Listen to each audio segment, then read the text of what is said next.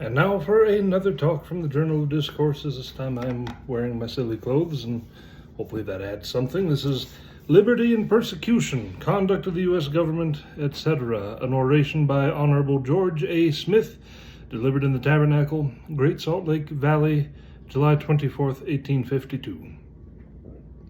My friends, it is with a heart lifted up in gratitude to Him who reigns above, for the privilege of rising before you to express my feelings and of beholding so many persons happily situated in the enjoyment of civil and religious liberty, that I have the privilege this day, in the company of the thousands that surround me, of rejoicing in the celebration of the 24th of July, it being the first day for 17 years since the organization of the Church of Jesus Christ of Latter-day Saints, that they could lie down to rest in perfect peace without being disturbed by the cruel hands of persecution. Yes, my friends, after 17 years of cruel, bloody persecution inflicted in the most ruthless and savage manner upon the people of the Church of Latter-day Saints, they, a few pioneers, 143 in number, had at last the privilege on the 24th of July, 1847, of lying down in this secluded valley, in this desolate and mountain country, of establishing institutions that ensure freedom to all, liberty to every person, the liberty of conscience, as well as every privilege which can be desired by any citizens of this earth. As I walked with the procession from the habitation of the President to this place, with heart and eyes filled with weeping, I saw the beauty and the glory of the liberty and the happiness that surrounded us. My mind was caught back in an instant to the days of bloody persecution. Joseph was not there. Hiram was not there. David Patton was not there in the procession. Where are they? Sleeping in the silent tomb. They were murdered, cruelly murdered, in violation of all law and every principle of justice, cruelly murdered for their religion. And we survived their ashes that are mingling with the dust after being sacrificed, as martyrs sealing their testimony. We are even permitted to live and enjoy 5 years of our lives where no man has power to murder or to rob or to burn our houses or destroy our property, or ravish our women, or kill our children. No man has the power to do it without justice overtaking him. The history of our persecutions is unparalleled in the history of past ages. To be sure, persecutions have existed in countries where religion was established by law, and where any other religion than the one established was decreed by law to be heretical and its votaries doomed to persecution and the flames. But in the countries where we suffered our persecution, there is a good government. There are good institutions that are calculated to protect every person in the enjoyment of every right that is dear to man. The persecutions we have suffered were in violation of every good institution, of every wholesome law, of every institution and constitution which exist in the countries where they have been inflicted. And what is more singular, out of the hundreds of murders which have been committed upon men, women, and children in the most barbarous, ruthless, and reckless manner, not one murderer has ever been brought to justice. Not a single man who has shed the blood of a Latter-day Saint has ever been punished or brought to justice, but they are permitted to run at large, in the face and eyes of every officer of government who are directly concerned to preserve the laws and see them faithfully executed. The history of no country on the earth affords a parallel to this. It cannot be found that is such a wholesale murder, robbery, house-burning, butchering of men, women, and children, and finally the wholesale banishment of tens of thousands of souls from their homes and country. This has actually been effected in violation of the laws and regulations of the country where it occurred, and not one person has ever been punished for these crimes.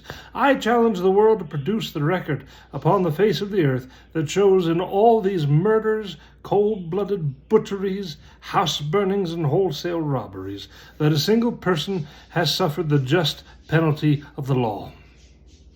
that a solitary criminal was punished, that any of the unprincipled savages who were guilty of these high-handed depredations were ever brought to justice. Ought we not then to rejoice that there is a spot upon the footstool of God where law is respected, where the Constitution for which our fathers bled is revered, where the people who dwell here can enjoy liberty and worship God in 3 or in 20 different ways, and no man be permitted to plague his head about it? I rejoice that this is the case, and when I reflect upon the scenes we have passed through and realize our present prosperity, my heart is filled with joy. I have looked upon scenes that are calculated to stir up the stoutest heart without shedding a tear.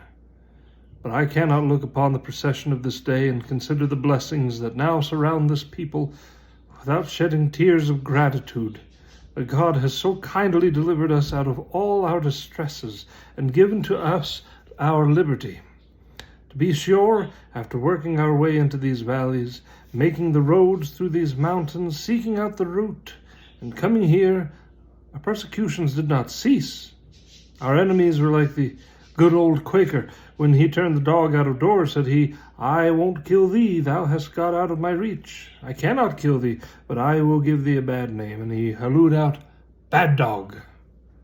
And somebody, supposing the dog to be mad, shot him. So with us, after robbing us of millions of property and driving us cruelly from the land of our birth, after violating every solitary law of the government, in which many of the officers were partakers, expelling us into the wilderness, where they thought we would actually perish, and there is not to be found in the history of the world a parallel case of suffering that this people endured. Well, in the midst of this, the cry of "Mad dog" was raised, to finish, as they thought, the work of destruction and murder. Without a guide, without a knowledge of the country, without reading even the notes of any traveler upon this earth, or seeing the face of a being who ever set foot upon this land, we were led by the hand of God through his servant Brigham, threading the difficult passes of these mountains until we set our foot upon this place, which was at that time a desert containing nothing but a few bunches of dead grass and crickets enough to fence the land. We were more than 1,000 miles from where provisions could be obtained, and found not game enough to support an Indian population. We sat down here, and we called upon God to bless our undertakings. We formed a government here, and the government has been in existence in this territory of Utah for 5 years. I now want to ask a few grave questions upon this subject. Is it customary for the central government to extend a fostering hand and parental care to all new territories? It is customary for It is customary for the central government to extend a fostering hand and parental care to all new territories. When we first settled here, this was Mexican territory, but it was soon after acquired by treaty and became U.S. territory. 4 years and a half government has been supported here. Governmental laws and regulations have been kept up. I inquire, has the government of the U.S. ever expended $1 to support that government? No. With the exception of the U.S. officers in the territory a little over 1 year, $20,000 for the erection of public buildings, and $5,000 for a library. Has the legislative department ever received $1? No. And why? Because they are Mormons, and fugitive officers could run home to see their mammy and cry out, "Bad dog, bad dog, they are Mormons, they are Mormons." What is the reason that a citizen of this territory cannot get a foot of land to call his own? For there is in reality no such thing. Why has not the Indian title been extinguished and the people here been permitted to hold titles to land? Let the people answer. Why is it that the inhabitants of this territory have never had one dime expended to defray the expenses of their legislature? 4 or 5 winters they have held their session, and not one solitary dime has been expended by the general government, as has been done in all other territories. What is the reason? What is the reason that the Oregon land law was not extended over Utah, which gives to the citizens who broke up the new ground a home free for themselves, as was the case in other territories? Why are these hard-working pioneers who dug down the mountains not permitted a title to their homes? Let me ask again, People here have sustained 3 Indian wars at their own expense.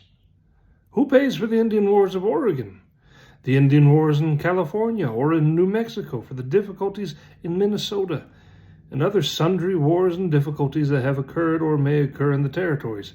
Whose duty, I ask, is it to pay for them? It is the duty of the government of the United States. Why has not Utah the same privilege, the same treatment?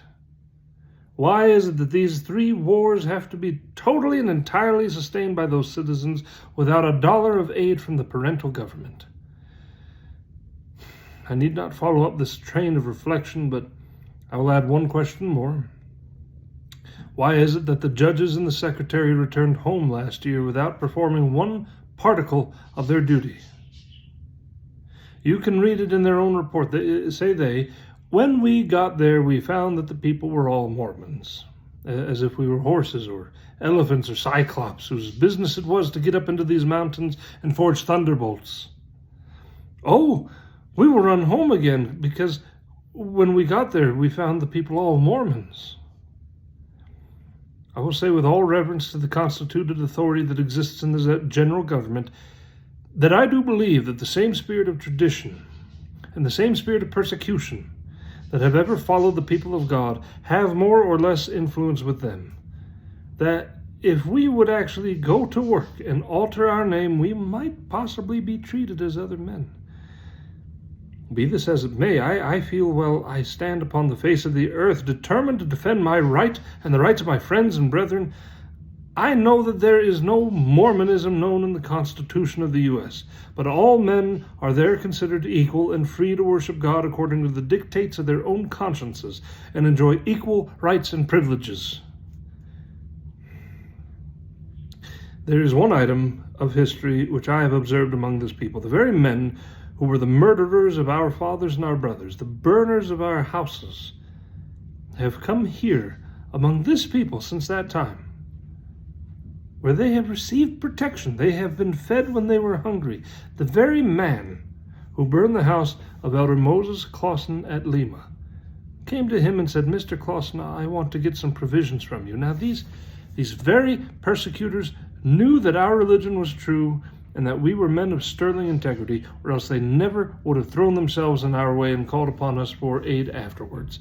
And I am proud to say that kind aid and assistance on their journey to the gold mines have been extended to hundreds of these robbers, and thus coals of fire have been heaped upon their heads. But their skulls were so thick it never burned many of them a bit.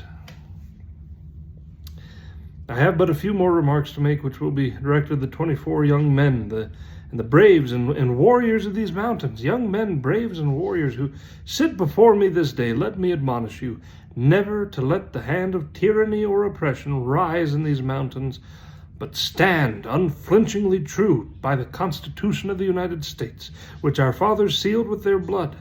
Never suffer its provisions to be infringed upon. And if any man or set of men form themselves into a mob in these mountains to violate that sacred document by taking away the civil or religious rights of any man, if he should be one of the most inferior beings that exist upon the face of the earth, be sure you crush it, or spend the last drop of blood in your veins with the words of truth and liberty, liberty and truth forever.